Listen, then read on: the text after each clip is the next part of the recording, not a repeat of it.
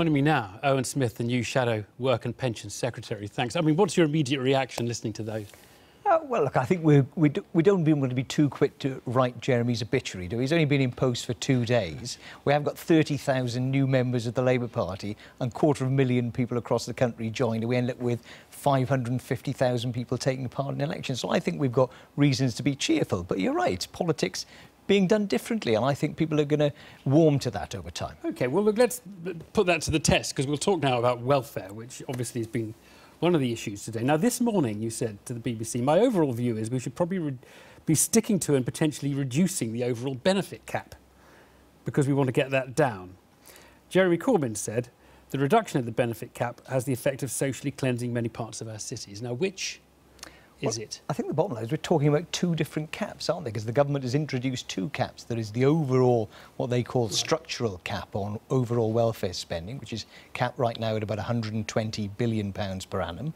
And our view is we need to stick to that target and potentially even reduce that target. Is that Jeremy Corbyn's view as well? Yes, absolutely. I've discussed that with Jeremy, and his view is that we want to see housing benefit costs falling, and we want to see higher wages, and we want to see lower rents in Britain, and that would drive down overall spending on welfare. But the benefit cap that he was talking about is the separate cap on individual households, largely in London, and that's in respect of this £26,000 to £23,000 change they're making.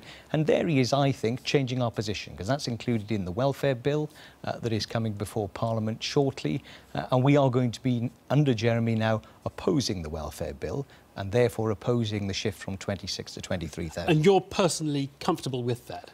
I think there has to be a debate about this, because I think the truth is we still must support overall reductions in welfare spending, because I think that is right, and I think that is what the country wants. I think we've also got to have limits on what individuals and individual families can draw down. But the blunt way in which the Tories have now broken the link between average earnings on the individual household benefit cap and the way in which they are only today putting through measures that are going to take money out of the pockets of working people, the welfare changes that we've been debating all day in the House of Commons, those things have got to be debated much more openly than we've done in the past. I'll tell you why I think the benefit cap, and I'm talking about the individual cap, the 26,000 cap on what a family can receive, it is very popular with the public, right? It is probably popular with those UKIP Labour switchers, Labour voters who went to UKIP. You wouldn't deny that. No. Now, it's a really important question and an interesting question. Is Labour going to adopt policies under Jeremy Corbyn knowing that they are against where the public is, what the public wants, and what the public feels is right or legitimate? Well, we shouldn't do that, certainly willy-nilly. We need to think very hard, because ultimately we've got to win a Labour government. We've got to win a general election in order to change the society we live in order to put our values into practice.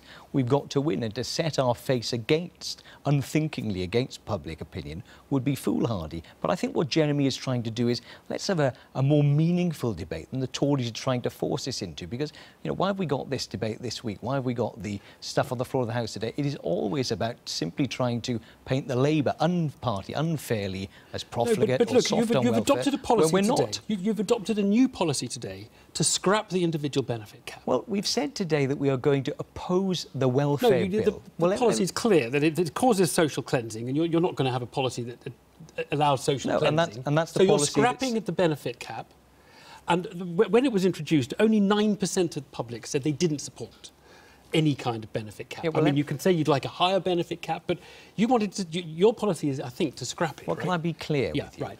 Our policy is to oppose the welfare bill, which includes the reduction from 26,000 to 23,000 on the benefit cap for individual households. So your policy isn't to scrap the welfare cap at the moment? No, our policy is to review that aspect of it, and our policy is further to look at whether we need to shift this right across the whole debate. I thought Mr Corbyn said the policy was... shift. I really thought he'd said the policy was to remove the whole idea of benefit cap. The effect of voting... Well, we don't have a vote on that right now. What we have a vote on is the reduction from 26 to 23,000. Which is the policy? Right.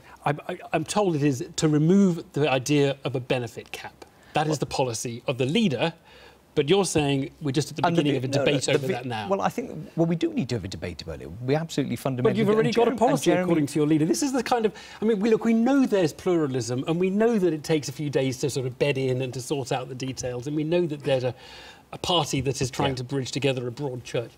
But this is an unbridgeable gulf, isn't it? You can't come and say no, I don't think it is in favour of the cap. No, I don't think it is at all. We are very clear. We are in favour of an overall reduction in the amount of money we spend on benefits in this country, and we are in favour of limits on what individual families can draw down, because I don't think the country would support us saying we were in favour of unfettered spending. But Jeremy is making a very real point. I came into the studio tonight on a bus from Parliament, travelling in here with people who were coming to work, cleaning these studios, cleaning these studios or going to work on security desks. Yeah. Is it right that those people can't afford to live in the city in which they work? And that is the impact that we are seeing in London as a result of the blunt instrument of the current benefit cap. And it will be worse, of course, if it is reduced from 26 to 23,000, and it will apply for the first time across the whole of the country at 20,000, meaning it will apply in Guildford or Torquay or Teesside or Hartlepool potentially. So I think we've got to have a much more